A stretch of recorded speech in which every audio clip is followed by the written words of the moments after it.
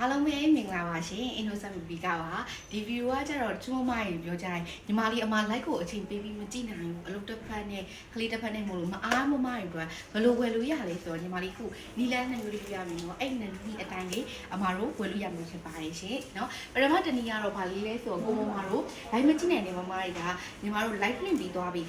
င် like ကိုပြန်ကြည့်ပြီးတော့ like မှာမှတ်ခိုင်းတဲ့ကုတ်အတိုင်းလေးမစီရမှာတမန်လေးရတယ် PC ရှင်တခါလေးပွားချက်လို့ကြမှာဖြစ်ပါတယ်နော်ဒုတိယတနည်းကတော့ညီမလေးအမVPN အကြောင်းလိုက်ရမကြည့်နိုင်ဘူးเนาะပြီးသွားလိုက်ကိုလည်းပြန်ကြည့်လို့အဆင်မပြေဘူးဆရာကိုမမအတွက် Innocent Baby application မှာဝယ်လို့ရပါတယ် application ရဲ့အားသာချက်ကအမတို့အချိန်မကုန်ဘူး